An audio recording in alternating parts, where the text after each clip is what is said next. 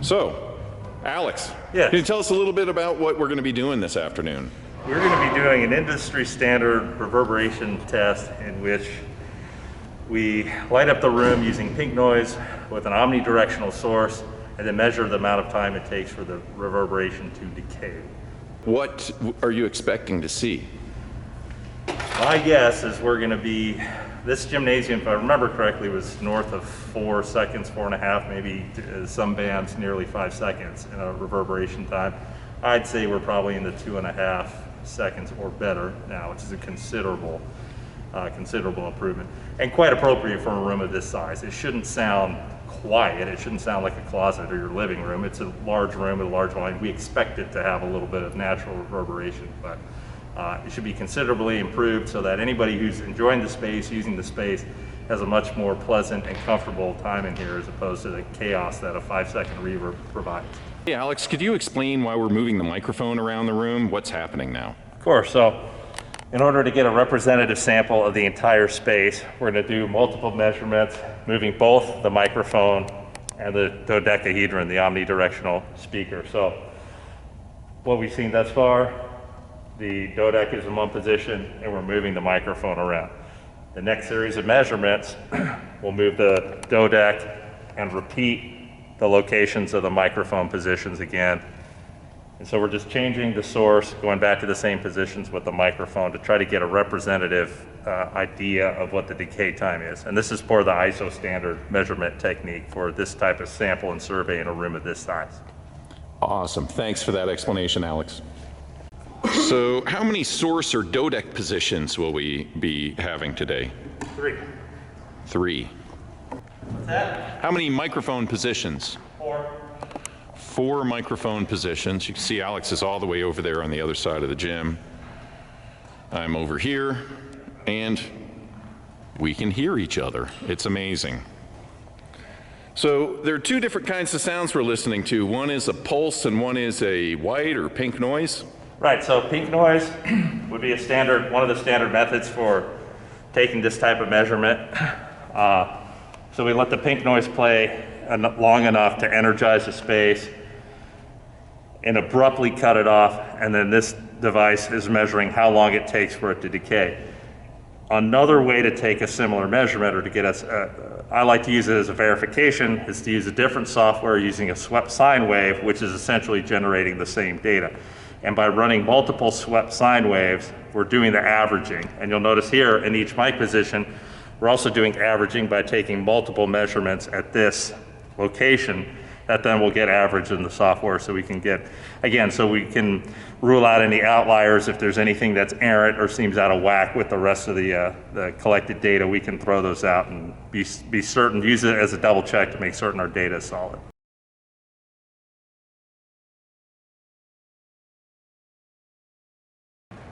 One more quick series of measurements, and then you guys can have it.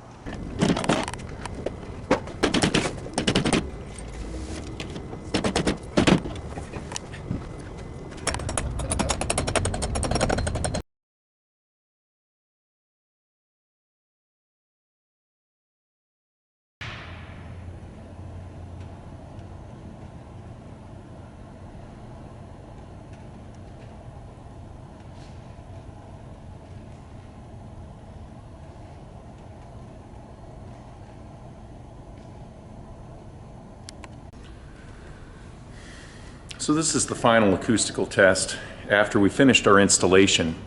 We have conducted 4 tests. The first test was with the room pre-baffles, pre-wall treatments, acoustical treatments.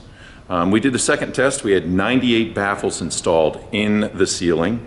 The third test, 194 baffles installed. The fourth test had 282 baffles, which was complete for the ceiling. and we did a test there. And then this is the final test where we've added 40 4x4 wall treatments, so the squares around the walls. And that will be the final test and complete.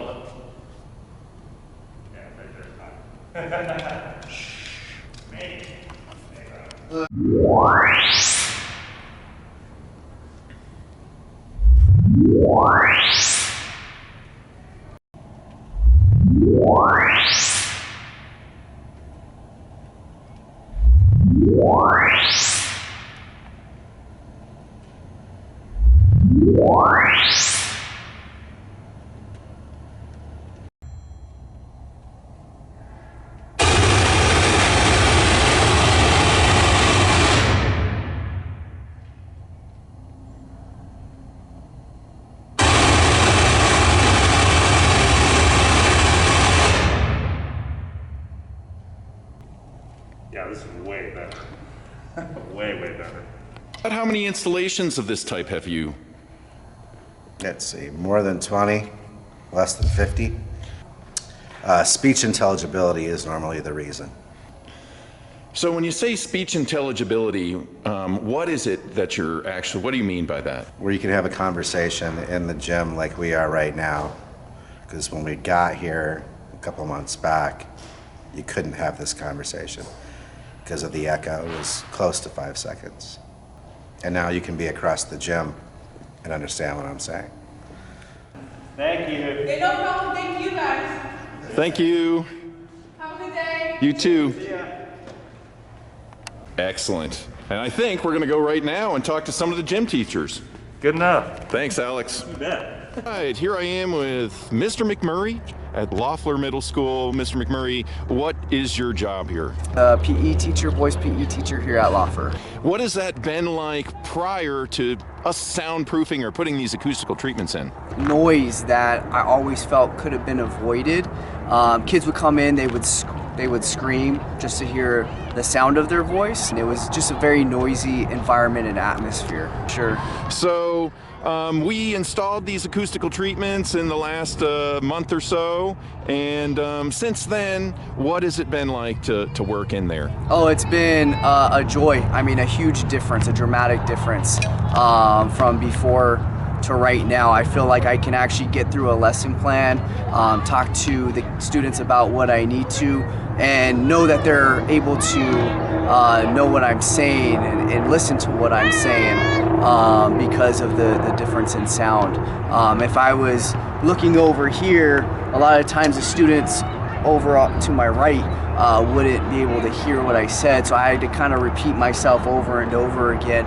Now I don't have to do that, and it helps me do my job better. Do you notice anything different in the kids and their behavior? I feel like kids don't just come in and try to scream and see who's the loudest in the room. They come in and they're motivated to learn it. Well, yeah. Thank you, Mr. McMurray. Appreciate your time this afternoon and answering a few of our questions. Thank you. I heard the bell. So all right, we'll let you go. Time to go back to work. Awesome. Thanks. You too. Here we are out back of the Lauffer Middle School, speaking here with Mrs. Hunter about your gymnasium. And I was wondering, we've just completed an acoustical treatment. Prior to putting these acoustical treatments, could you tell us a little bit about what it was like?